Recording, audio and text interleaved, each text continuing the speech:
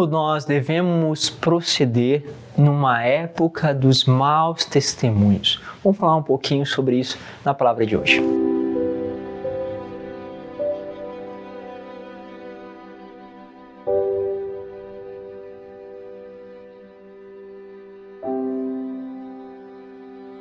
Em nome do Pai, do Filho e do Espírito Santo. Amém.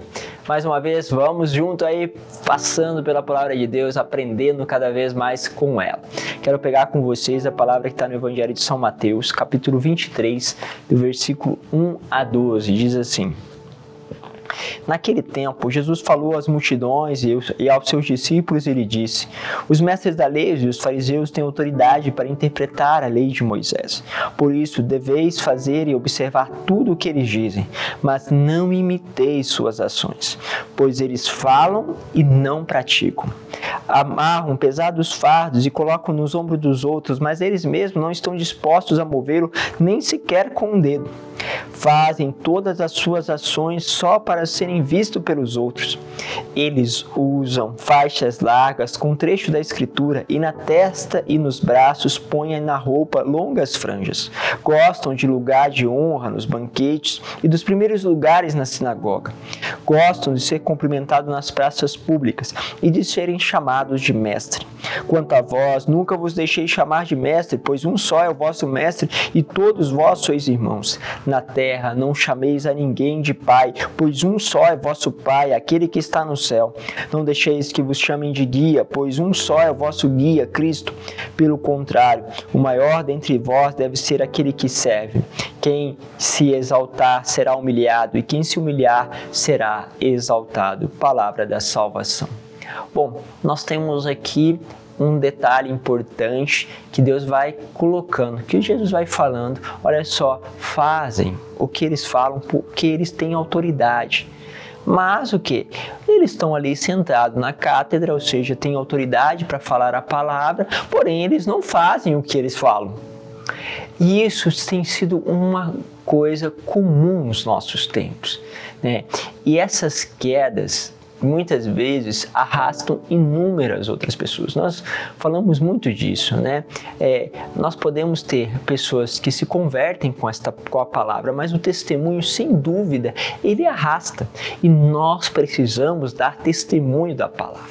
Mas acontece que muitas vezes quem está à frente não dá testemunho da palavra. E isso tem levado à queda de outros. Então, nós temos expressões, né, de padres, de pessoas, às vezes de fundadores de comunidades, que muitas vezes caem e que falham justamente na escolha da palavra. E aí o que acontece?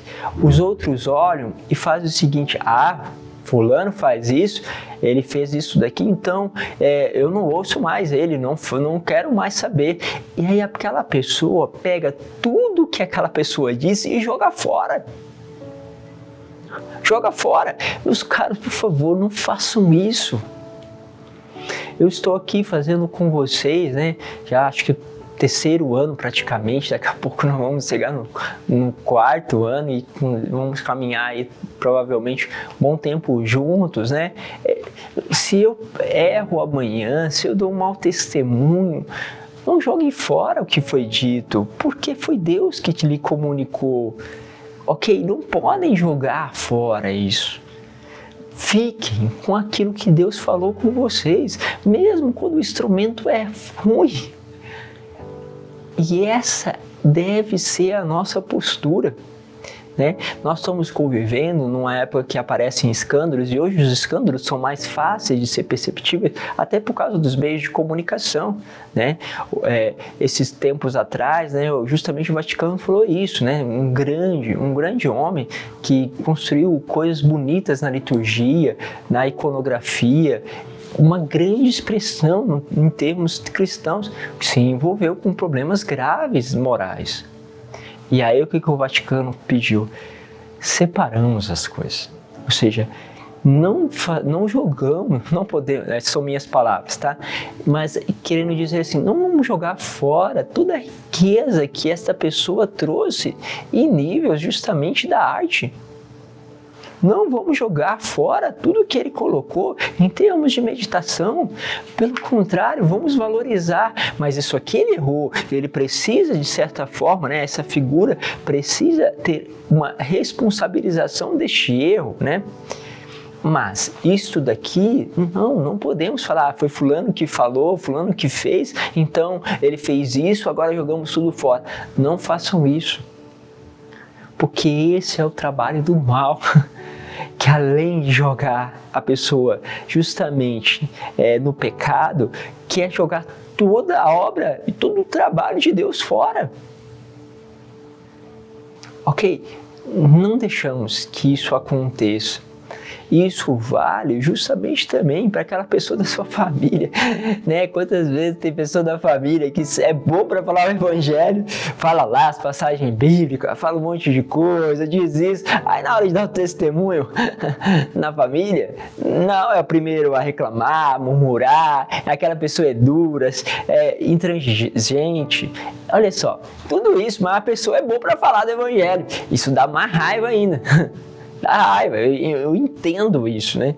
Ou seja, quando muitas vezes numa faculdade nós vivíamos, né, padres falar atrocidades, era difícil, por quê? Porque nós ligar a pessoa de quem está falando uma questão contra a igreja, sendo padre, era muito difícil. Isso, de certa forma, dava uma boa raiva, né? Porque você falava assim, se esse fulano não concorda com a igreja, fica falando aqui na sala de aula tantas coisas contra a igreja, por que ele não deixa de ser padre, já que ele não discorda da igreja? Então você fica pensando assim, ou seja, a incoerência.